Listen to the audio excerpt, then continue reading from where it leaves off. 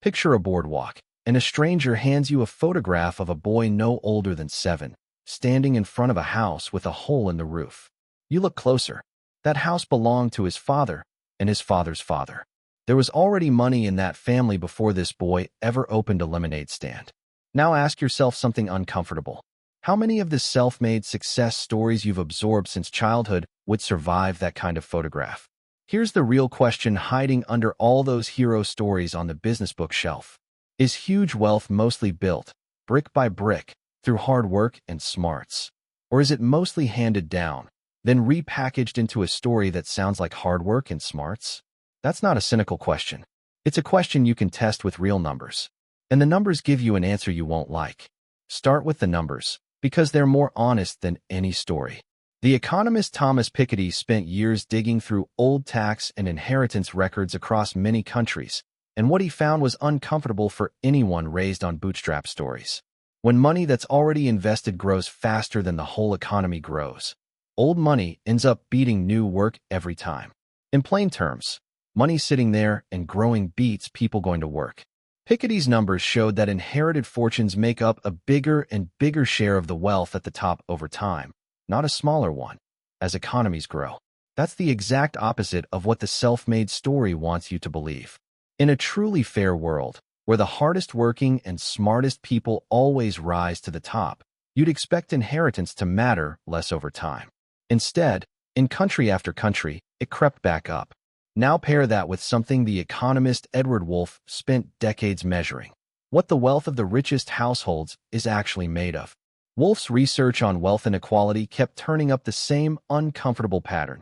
A large chunk of the fortunes at the very top weren't built from nothing in one garage, in one dazzling decade. They started, sometimes generations earlier, with family money, family land, family businesses, or family connections that quietly paid for the big break everyone loves to talk about. Doesn't that change how you'd read a biography? A founder who says, "I only had $5,000 from my parents to get started," is often leaving out the part where $5,000, plus a paid-off house to live in for free, plus a family safety net that meant failure wouldn't mean ruin. That's not the same starting line as someone with none of it. So why does the self-made story survive contact with this data? Because of something the psychologist Daniel Kahneman noticed in the way people's minds work.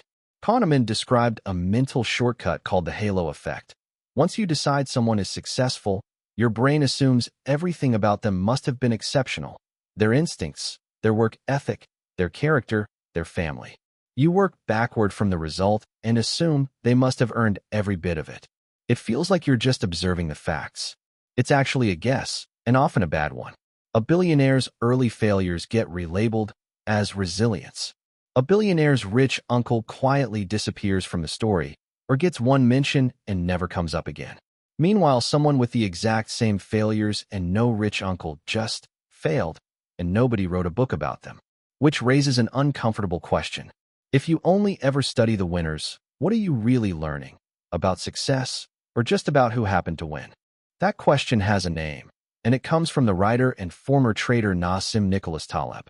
Taleb spent a huge amount of his career on what he called survivorship bias, the mistake of drawing conclusions only from the people who made it through a process, while ignoring everyone else who went through the exact same process and didn't make it. Imagine 10,000 people take wildly risky bets on a business idea. Pure chance alone guarantees a handful will come out way ahead, for no reason beyond the laws of probability. Then a magazine profiles those few and asks them to explain their success, and they're happy to, because people are very good at inventing neat explanations for outcomes that were mostly luck. Nobody profiles the 9,000 who made the same bets, worked just as hard, and disappeared.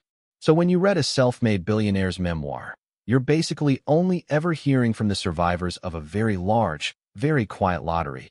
And survivors are naturally bad at explaining how much luck was really involved, because from the inside, luck never feels like luck.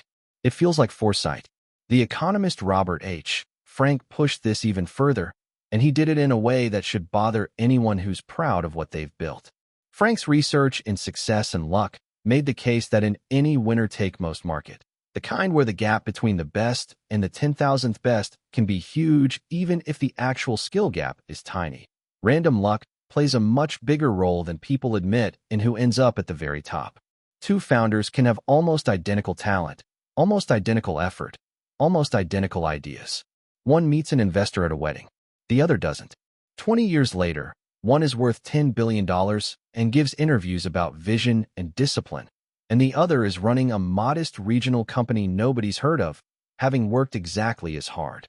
Frank wasn't saying skill doesn't matter. Of course it does. You need it just to get in the game.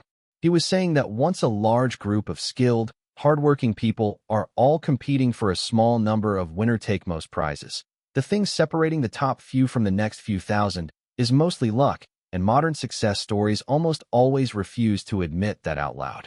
Why would they? It's a much better story to say, I saw what others couldn't, than, I happened to be in the right room at the right time, and so were 1,000 other people just as capable, who never got invited.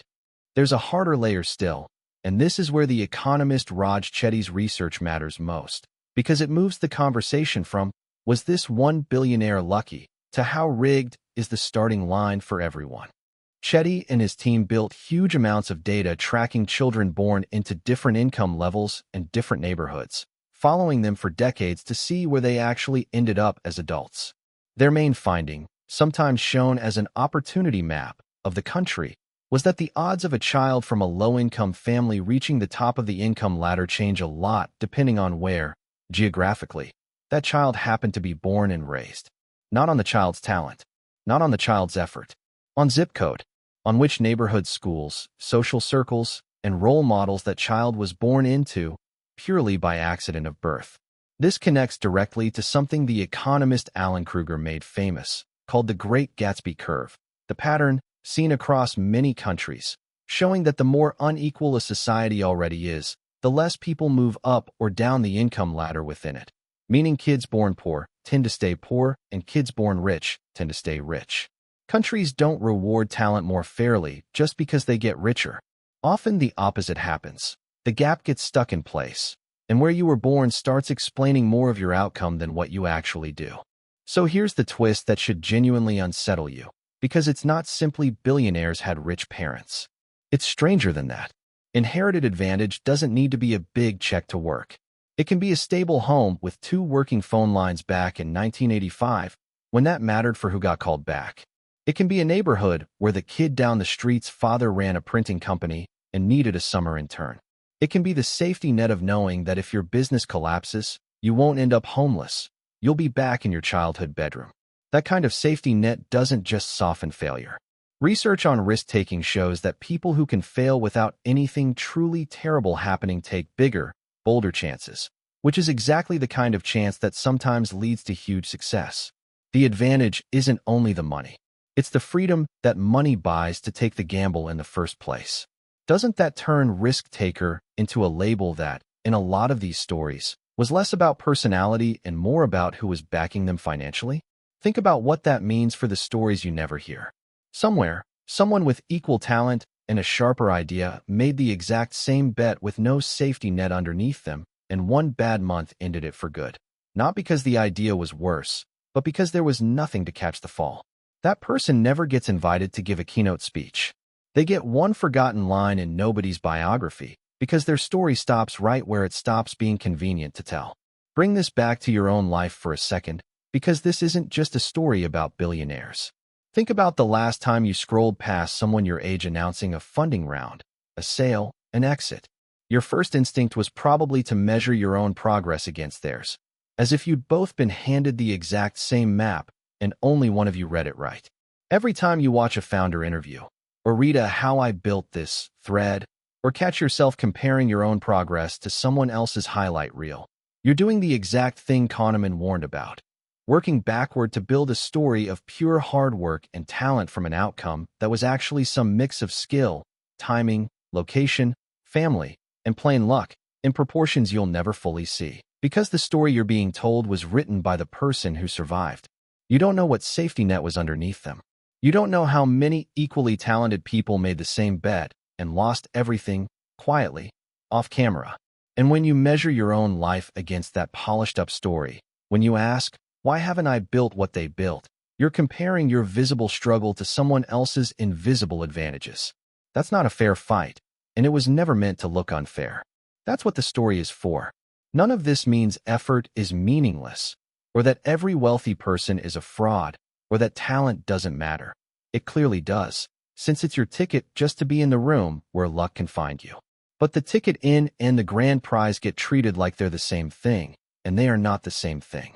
One is earned in a way that carries over into the rest of your life. The other mostly depends on circumstances you didn't choose, and mostly won't get to choose either. So think back to that boardwalk, to the photograph of the house with the hole in the roof, the house that was already his family's before he was old enough to understand what money was. It was never really a hole in the roof you needed to notice. It was the house itself,